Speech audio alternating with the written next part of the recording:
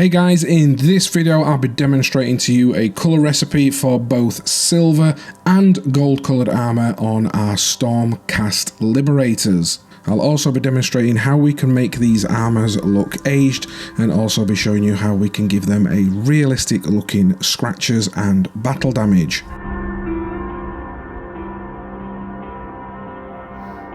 The main focus of this video will naturally be the armour and how we can weather that up. However, I will go into some additional details on how to paint other areas.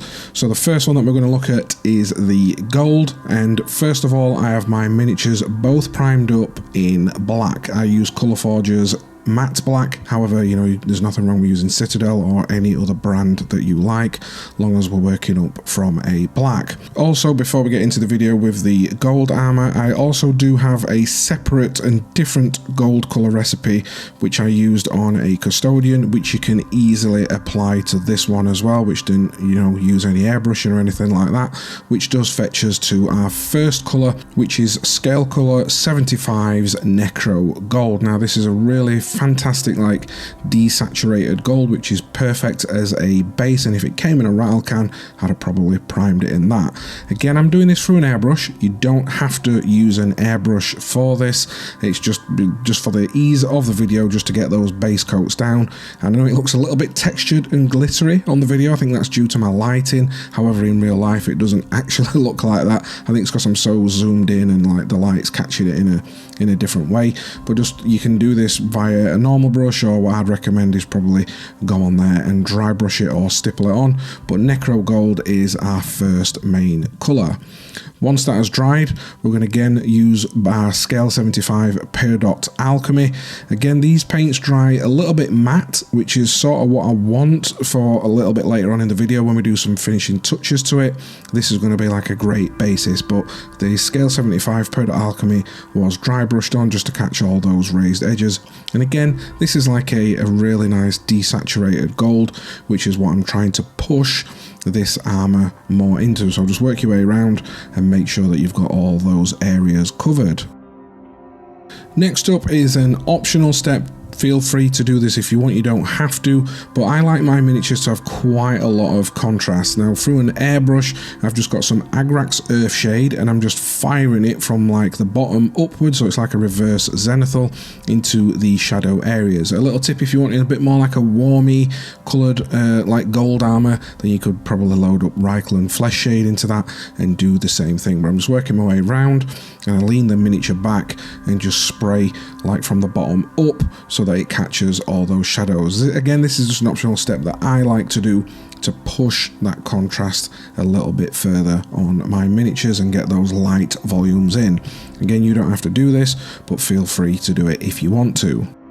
Now is a good point to base coat all your additional colours that you do wish to add to your Liberators, and for this I've just used mecrag blue and I've painted all the blue areas.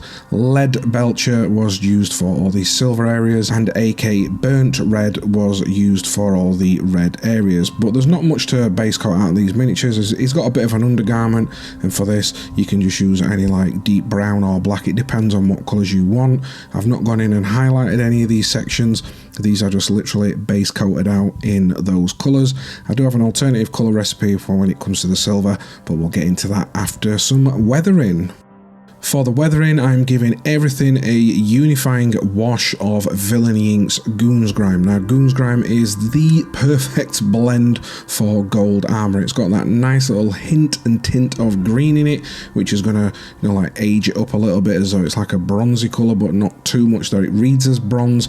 And then also for like your dirt and your grime and all like your panel lining areas, it's also got that brown in there, which is just perfect. Now, I am doing this through an airbrush, but there's nothing wrong with using a brush to do this. You'll probably get some nice like panel lining as well if you don't want it to be too grimy if you do it via brush. But the beauty of enamels is that you can remove them once they're on. So I give it around 10-15 minutes to dry, and then I come in with a sponge or a Q-tip. I've just got, now the sponges do soak up a little bit more than what what you're probably wanting to, but it's because I've got used to the sponges and I know how much to like put pressure on and stuff, that's why I use the sponges. I've sort of got used to them. But if you're starting out, I'd recommend using Q-tips. And I've just worked my way around, dip it in some mineral spirits and just remove it and dab it here, there and where I need it to be. And then what I do is, like I always mention in my videos, I've got one end dipped in mineral spirits and the flip side is just completely dry, and this just helps like manipulate that goons grime to where I need it to be. And now once you've worked your way around it, again give it around 10-15 minutes to dry, and then we can move on. Now before we get into the silver recipe, and then at the end we'll go back to the gold and the silver, and I'll show you a unique product that we can use to really make these miniatures pop, I wanted to quickly tell you about my affiliate links. These are in the description below, and you can grab, if you want to get some of the Villainy inks range or some of the products that you've seen in this video, then click on there, and it's just one way that you can say thank you back to me. I get a little kickback from it, and it just helps me, helps you, you get the products, and everybody's happy. Also over at the Grimdark Compendium, my Deathwing series is now there full in its entirety for you to be able to view it. So if you want, again, click the link in the description below to go and check out that amazing Deathwing series, then please click that link. Now let's get back to the silver. Now the silver colour recipe to start with is quite easy, and for this my first colour I have got is Vallejo Metal Colour Series Gunmetal Grey.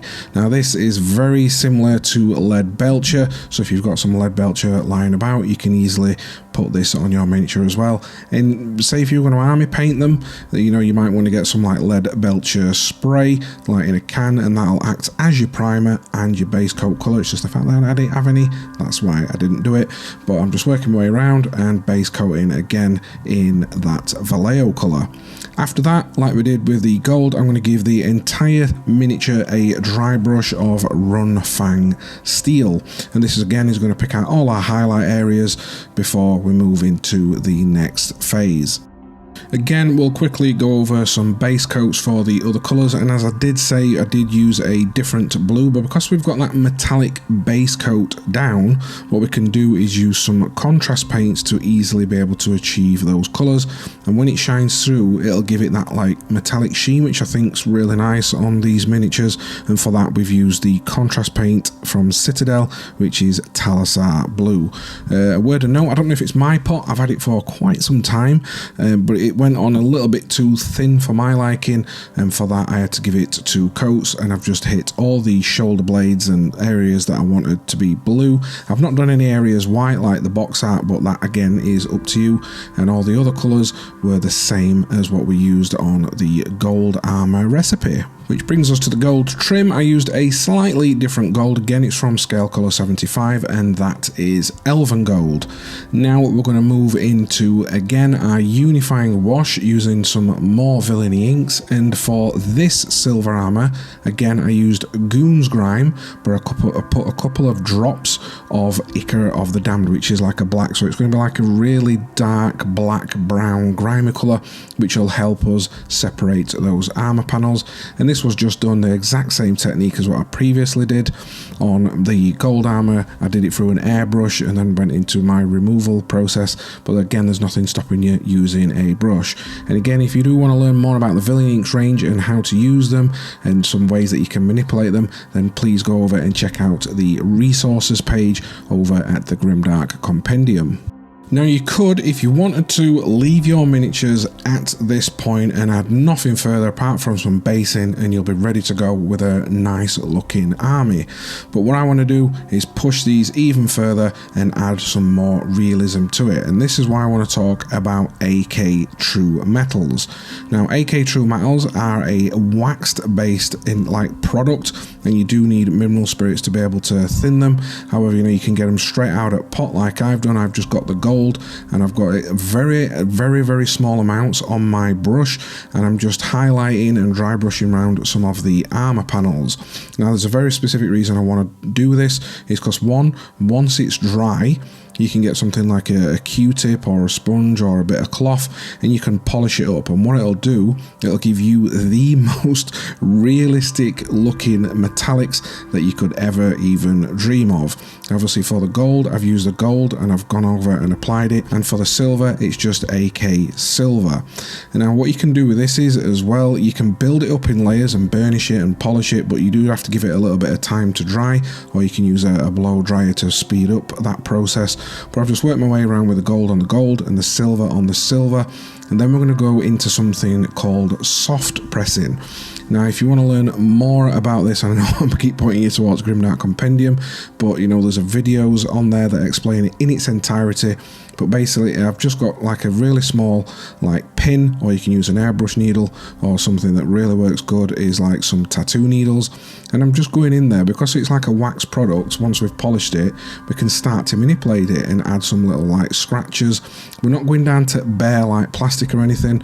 We're just literally adding the plastic, like just literally adding it onto there, and just very lightly adding some realistic scratches here, there and everywhere. But if you do want to learn more about this amazing technique and other ways that it can be utilized, because this is not the only way, then head over to the Grimdark Compendium. But I know, you know, in my videos I always like push you over to Grimdark Compendium, and yes, I'm affiliated with them. There's nothing in this, I don't get anything from it. It's just me sharing exciting new techniques that I can share with you guys, and for you guys to be able to utilize them, because I do think it is a fundamental, the soft pressing that you could be utilizing in your miniature painting. But seriously, go over and check it out. It's not an endorsement or anything like that. I just love sharing with you guys techniques that I love, and I know that those guys can explain it and its different uses and other products and ways that it can be utilized. But once you've done it, just get like a soft bristle brush, because you will get and naturally get like some little flakes and stuff that do come off, and just work your way around your miniature, ensuring that there's no like little dust particles or anything. But you know, as I always teach here on this channel as well, if this technique's not for you, you can always do some pre-scratches and weathering, and like your washes and stuff will naturally fall into them. They can look a bit deep, but for a more realistic look, I recommend this soft pressing. Now, some final additional weathering, especially for the gold, I have got some Colia green wash, and I've thinned this down with some water, so it's 2 parts water to 1 part paint, and I'm just very lightly, only on the lower half, like the legs and the crevices where this gold's naturally probably going to be a bit more weathered due to the elements and stuff that it's exposed to. Then I've just put in a little bit of wash in and around certain areas just to tint it slightly and make it look a little bit more weathered. Now for the silver, again, this is just an optional stage. I just got some Dirty Downs rust, very thinned again, but we're not going crazy with this. This is just very slightly in some of the crevices. Everything's all about being subtle here with the weathering that we're trying to achieve on these Liberators, and I've just applied a little bit around the chainmail and some onto their armour. And I'm sure there'll be someone jumping in the comment section now saying, the Liberator's armour doesn't rust, it's not that sort of metal. Whatever, we're going for a grimdark look, and that's what I want to apply to mine. You don't have to do it to yours. And at this point, after a little bit of basing with Krautcover, a Tale of Grimdark signature series, I have applied that to my base. We are complete, and these is your miniatures done. So I hope you've enjoyed it. You know, I've got some more videos. I've got the full Skaventide box set, and I can't wait to delve into some more like techniques and some ways of painting. I recently did the Skaventide, so if you want to jump over there after, check out some of the rats. It's more on the army painting style, really easy, quick and effective way to get your army on the field. But you know, I can't wait to delve into some of the like heroes and characters and really explore some Age of Sigmar, as you know, I don't really post much Age of Sigmar. But if you are enjoying these and you don't want to miss out, then please make sure you are hitting that like button and that subscribe button. That's the best way you can help me out and this channel. So guys, I hope you've enjoyed this video. Until next time, I will catch you in my next one. Let me know what you think in the comments. Leave me a comment, say hello, goodbye and all that sort of jazz. But yeah, I don't know why I'm still talking. Anyway, till next time, City.